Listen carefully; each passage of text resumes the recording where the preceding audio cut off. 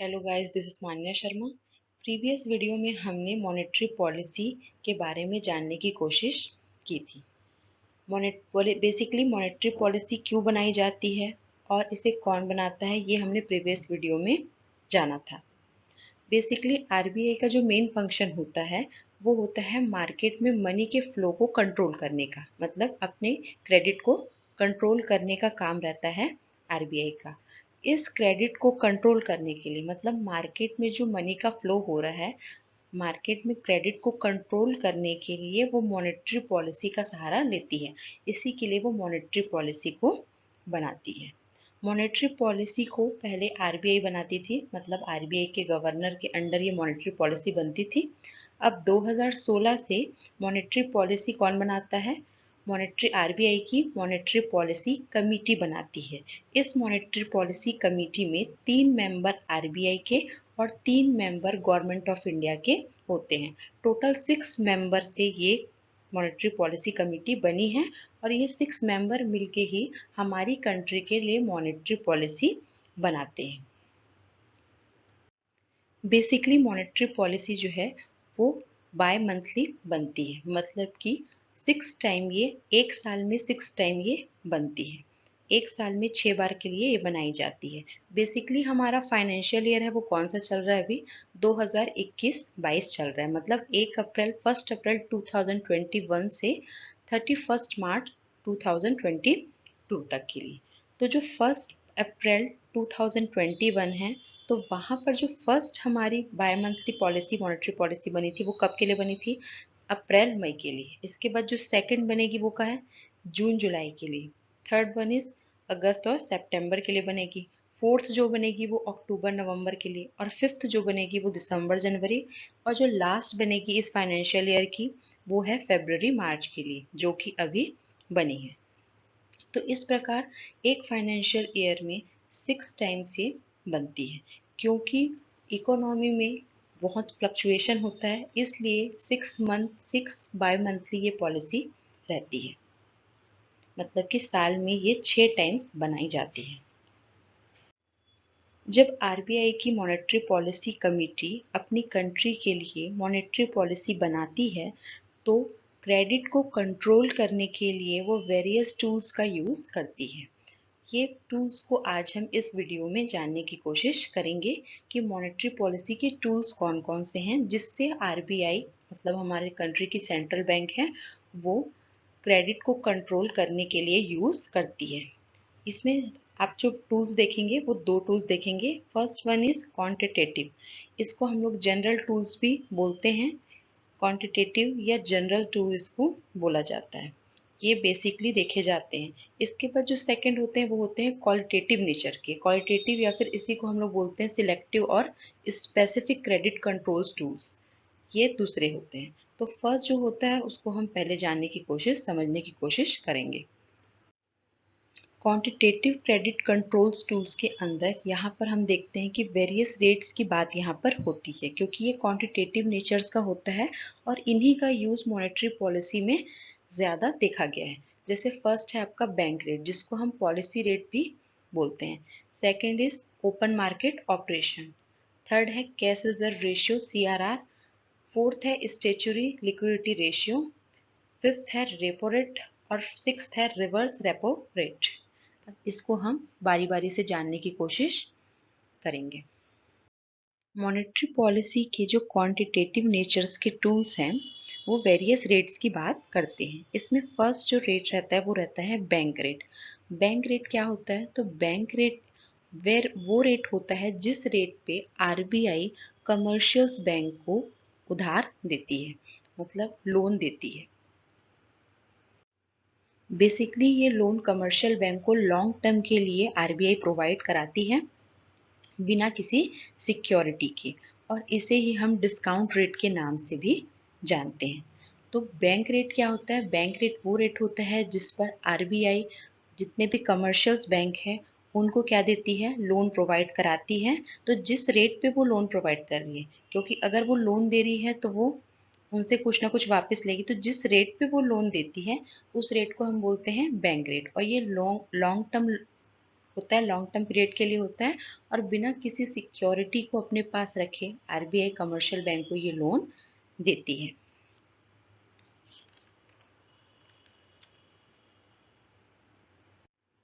अब यहाँ पर ये हम जानने की कोशिश करेंगे कि जब आरबीआई कमर्शियल बैंक्स को लोन देती है, मतलब जिस रेट पे देती है उसे बैंक रेट बोलते हैं। अब इस बैंक रेट से वो क्रेडिट को कैसे कंट्रोल कर सकती है?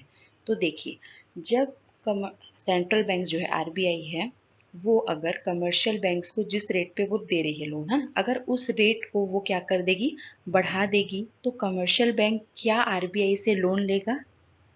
नहीं लेगा, या लेगा भी तो कम लेगा।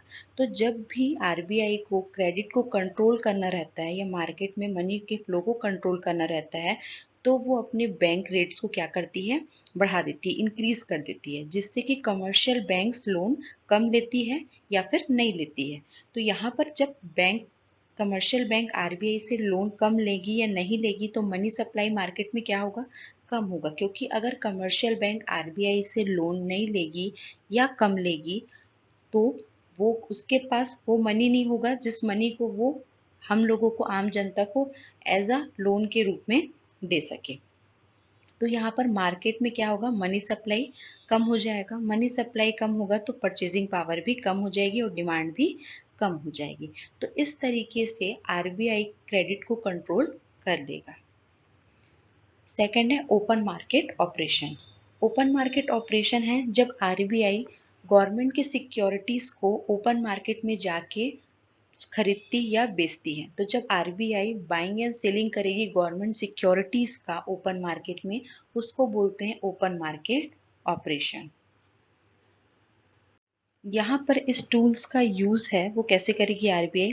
आरबीआई को अगर मनी के फ्लो को बढ़ाना है या कम करना है, उस हिसाब से वो इसका यूज करेगी। अगर आरबीआई को मनी का फ्लो मार्केट में बढ़ाना है, तो वो क्या करेगी, आरबीआई सेल करना स्टार्ट कर देगी गवर्नमेंट के सिक्योरिटीज का, जिससे जनता क्या करेगी, उसको परचेज करेगी और आम जनता के पास पैसा आ जाएगा। आम जनता का जो पैसा है, सॉरी, वो आरबीआई के पास आ जाएगा और जनता के पास पैसे की कमी हो जाएगी, जिससे डिमांड कम हो जाएगी।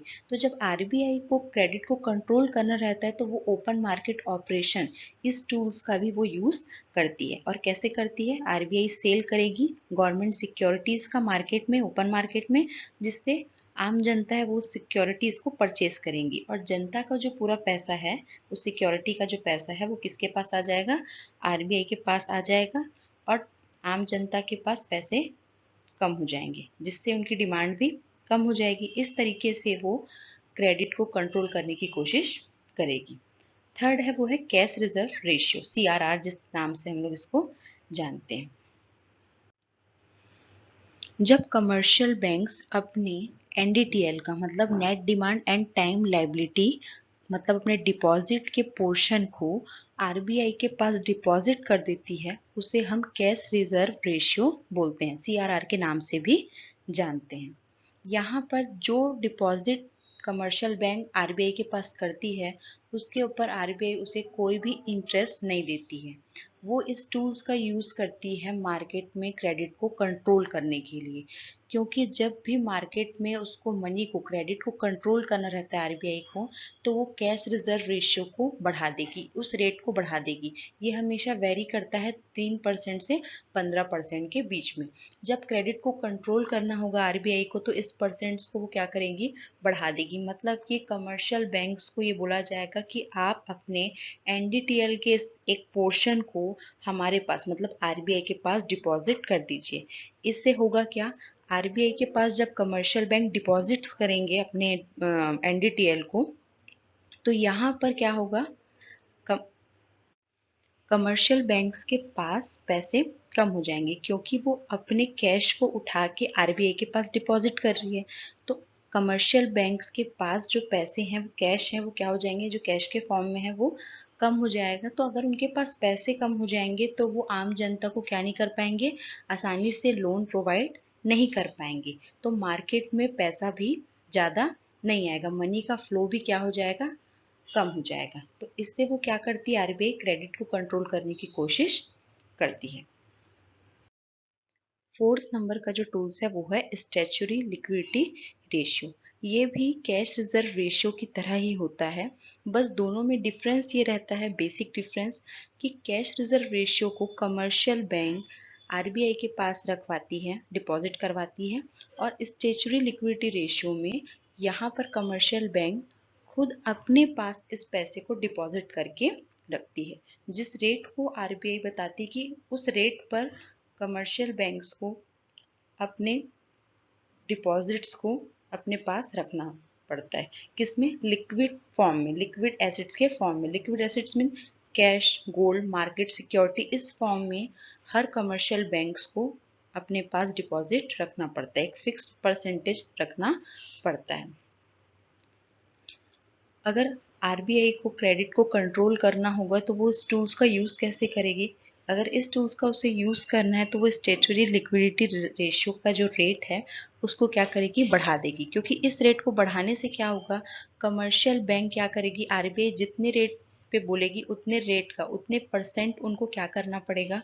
उतना परसेंट ही उनको अपने डिपॉजिट को क्या करना पड़ेगा? लिक्विड एसेट्स के फॉर्म में अपने पास डिपॉजिट करके, सेव करके रखना पड़ेगा।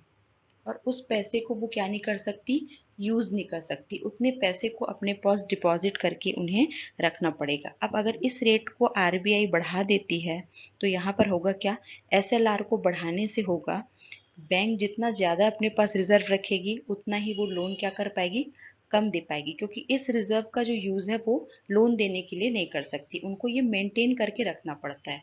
तो अगर रेट्स बढ़ा देती है आरबीआई तो जो कमर्शियल बैंक्स है वो लोन ज़्यादा नहीं दे पाएंगे। लोन नहीं दे पाएंगे तो मार्केट में मनी का फ्लो हो जाएगा कम, और इसके कारण मार्केट में क्रेडिट आसानी से कंट्रोल हो पाएगा।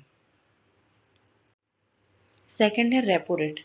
रेपो मीन्स क्या होता है? रेपो होता है सेल एंड रीपरचेस एग्रीमेंट के नाम से भी इसको जानते हैं, और बहुत डिफरेंट नाम से भी इनको, डिफरेंट नाम से भी इनको जाना जाता है, जैसे कि swap deal, policy rate, sale and repurchase agreement, इन नामों से रेपो रेट को जाना जाता है। रेपो रेट वो रेट होता है जहां पर कमर्शियल बैंक क्या करती है? अपने सिक्योरिटीज को सेल करती है शॉर्ट टर्म के लिए आरबीआई के पास, और आरबीआई से रीपरचेस करती है कुछ टाइम के बाद इन सिक्योरिटीज को फ्यूचर डेट पे। फ्यूचर डेट पे जो डिसाइड हुआ था उतने ही रुपीस में इसे वापस क्या करती? कमर्शियल बैंक वापस रीपरचेस करती है। इसीलिए इस रेट का नाम सेल एंड रीपरचेस एग्रीमेंट है। सेल एंड रीपरचेस एग्रीमेंट मतलब कि पहले कमर्शियल बैंक क्या करेगी? जब उन्हें मनी की रिक्वायरमेंट होती है, मतलब कमर्शियल बैंक को जब मनी की रिक्वायरमेंट होती है तो वो अपने सिक्योरिटीज को क्या करती है? शॉर्ट टर्म के लिए जब उनको मनी की रिक्वायरमेंट होती है तो अपने सिक्योरिटीज को सेल करती किसके पास? आरबीआई के पास। आरबीआई के पास इसको सेल करती है और फिर क्या करती है? कुछ दिन बाद इसी सिक्योरिटीज को आरबीआई से रीपरचेस कर लेती है, पर फ्यूचर डेट के रेट्स पे।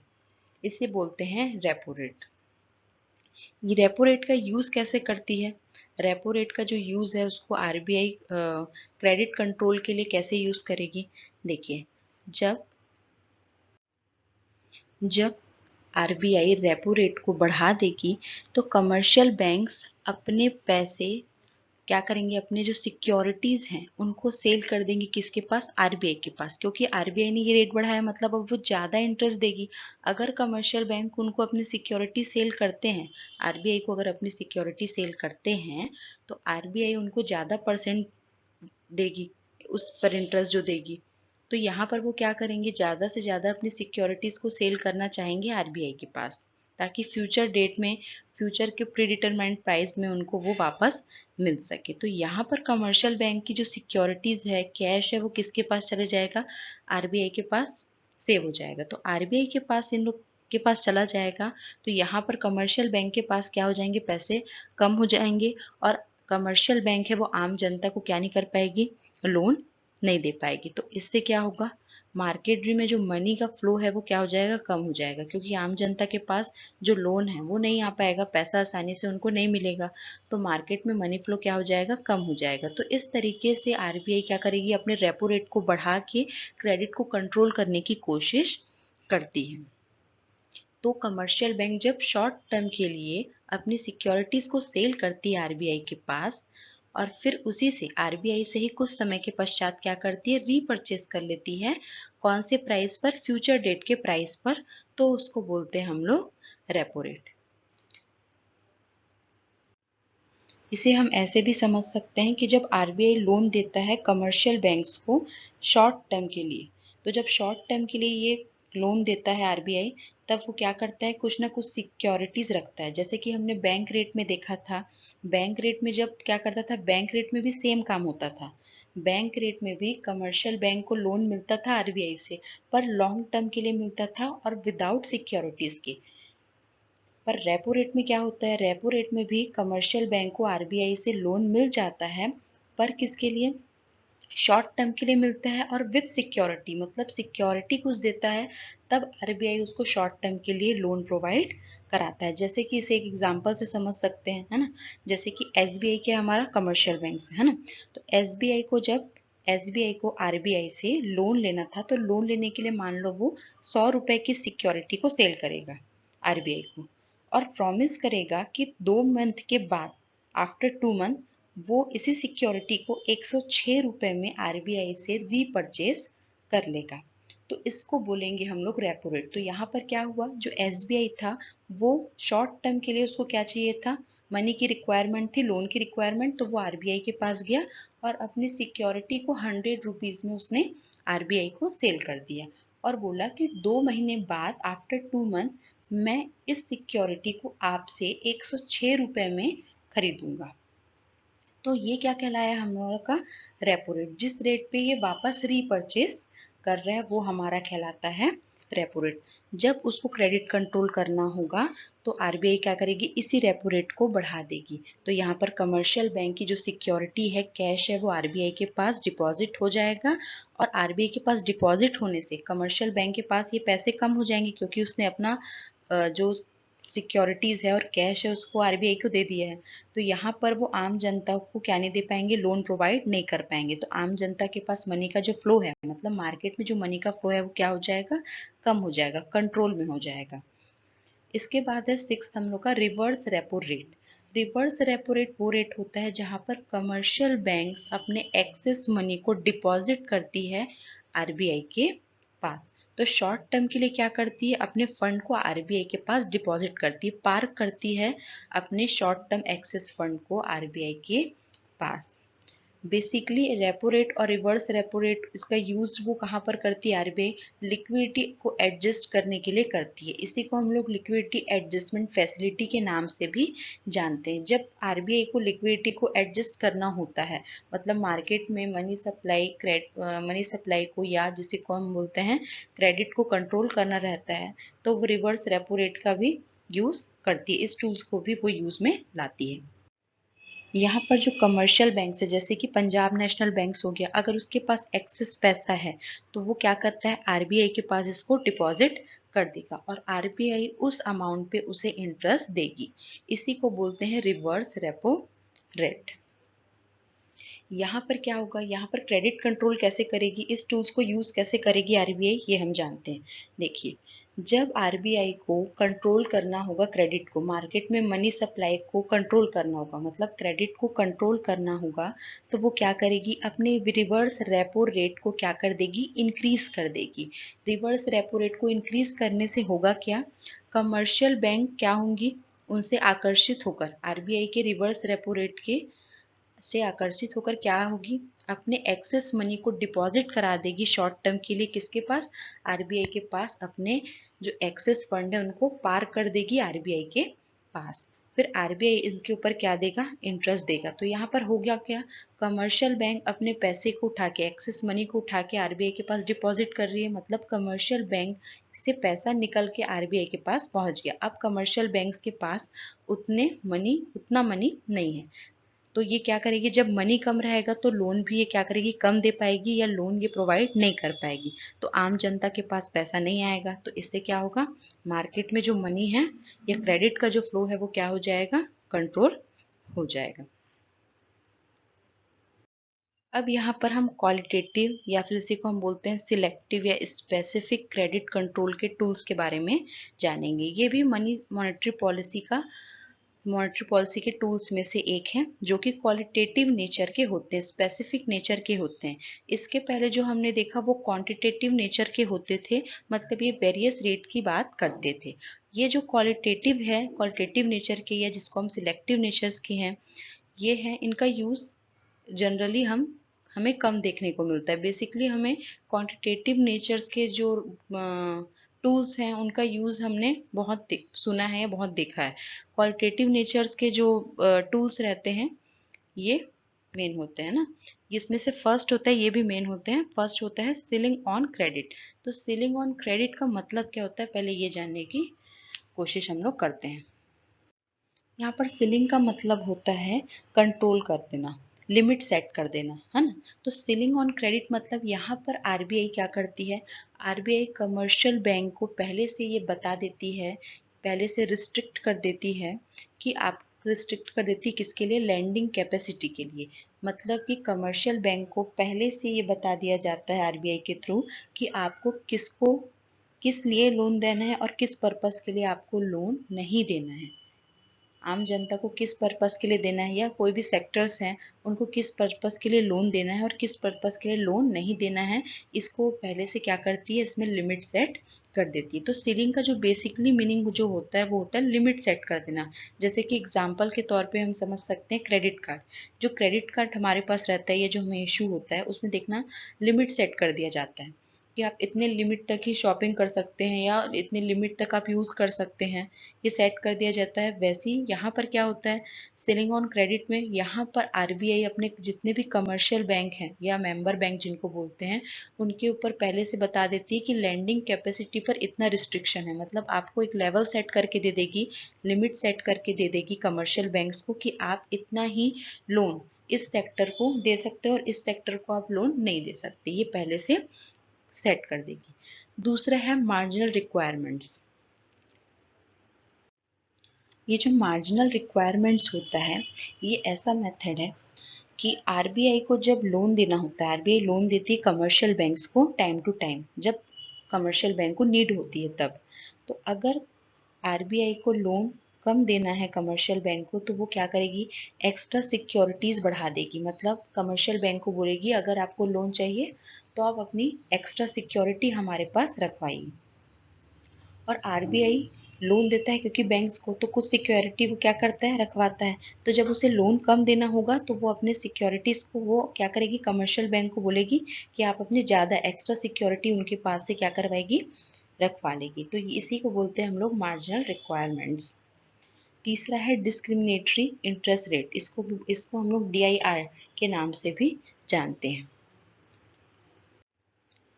डीआईआर के थ्रू आरबीआई क्या करती, क्रेडिट के फ्लो को क्या करती है, क्रेडिट के फ्लो को घटा बढ़ाती है। मतलब कि हर सेक्टर्स के लिए वो अलग अलग फ्लो रखती है।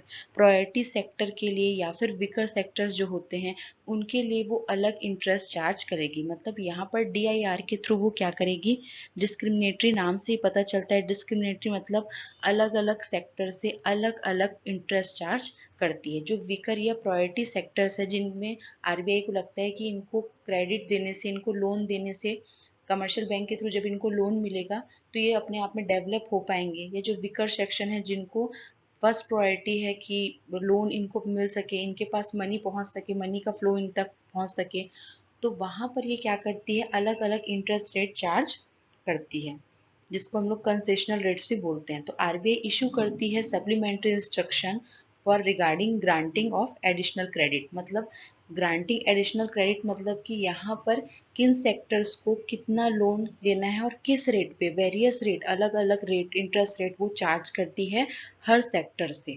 जैसे कि वो कमर्शियल बैंक्स को ये बोलती है कि जितने भी सेंसिटिव कमोडिटीज़ हैं या फिर जो गारंटीज है या सिक्योरिटी हैं या जो एडवांस हम दे रहे हैं उसके ऊपर आप अलग अलग रेट्स चार्ज करिए, अपने जो इंटरेस्ट रेट है उनको आप अलग अलग चार्ज करेंगे। तो इसके थ्रू वे क्या करती है, मार्केट में मनी के फ्लो को कंट्रोल करने का काम करती है।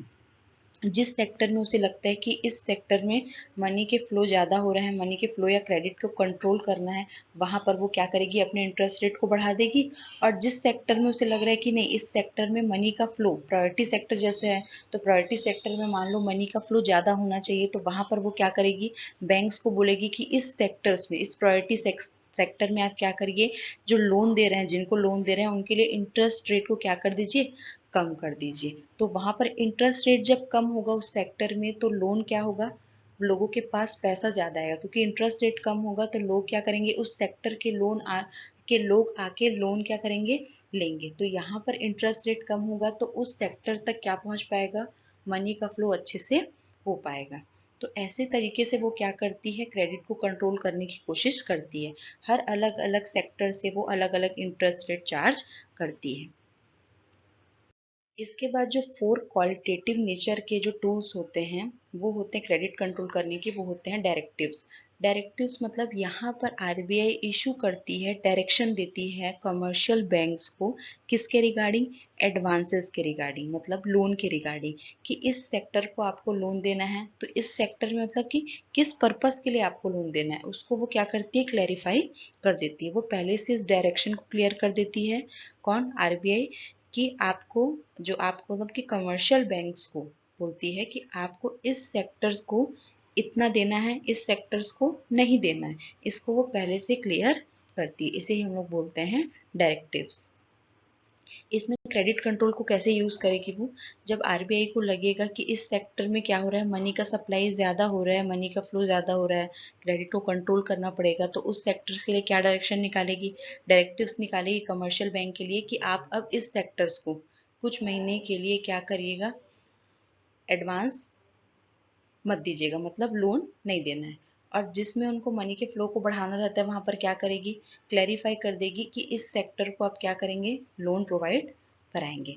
वैसे फिफ्थ है डायरेक्ट एक्शन। यहाँ पर सेंट्रल बैंक के पास एम्पावर होता है कि वो एक्शन ले सकती है जितने भी उसके अंडर कमर्शियल बैंक्स आते हैं उनके लिए, क्योंकि हम लोग के ये जो सेंट्रल बैंक है मतलब आरबीआई, वो क्या है, अपेक्स इंस्टीट्यूशन है ना, अपने आप में शीर्ष संस्था है। इसके अंदर जितने भी कमर्शियल बैंक है, मेंबर्स बैंक जिसको बोलते हैं हम लोग, वो आते हैं, उनके ऊपर ये क्या कर सकती है, उनके ऊपर कोई भी ये एक्शन उनके अगेंस्ट में ले सकती है। जैसे मान लो उन्होंने कमर्शियल जो सेंट्रल बैंक्स हैं उन्हें डायरेक्टिव्स दिए, ऊपर जो हमने अभी देखा डायरेक्टिव दिए, और अगर उस डायरेक्शन को कमर्शियल बैंक्स ने फॉलो नहीं किया, तो अगर वो फॉलो नहीं कर रहे हैं मतलब वो अपने सेंट्रल बैंक, अपने कंट्री के आरबीआई की बात नहीं मान रहे हैं, तो ये क्या है, गलत है ना। तो यहाँ पर उनके अगेंस्ट में एक्शन लिया जा सकता है, किसके द्वारा, आरबीआई के थ्रू। तो आरबीआई को इतना पावर होता है कि वो कमर्शियल बैंक के अगेंस्ट में कोई भी एक्शन ले सकते हैं। क्रेडिट को एक्सपेंशन करने के लिए या कॉन्ट्रैक्शन उसमें करने के लिए, मतलब मार्केट में मनी के सप्लाई को कम करने के लिए या मनी के सप्लाई को बढ़ाने के लिए, जो बीच बीच में सेंट्रल बैंक क्या करती, कमर्शियल बैंक को जो डायरेक्शन देती है, मतलब मॉनेटरी पॉलिसी जो निकालती है, कमर्शियल बैंक्स को देती है कि बैंक रेट इतने हैं, कि एसएलआर सीआरआर इतने रेट्स पे हैं, अगर वो इसको फॉलो नहीं करता, मतलब कमर्शियल बैंक अगर इस डायरेक्शन को फॉलो नहीं करता, अगर इसको सीरियसली नहीं लेता, तो डायरेक्ट एक्शन उसके ऊपर सेंट्रल बैंक ले सकती है। इसके बाद है सिक्स्थ है जो मोरल सिचुएशन।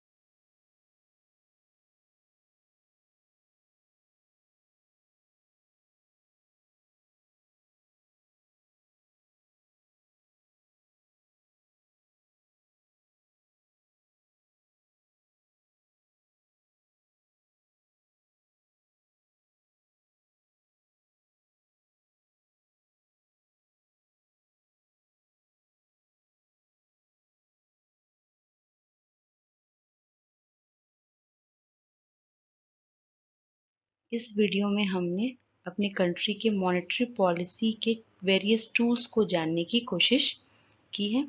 आई होप ये वीडियो आप लोगों को पसंद आया होगा। Thank you so much.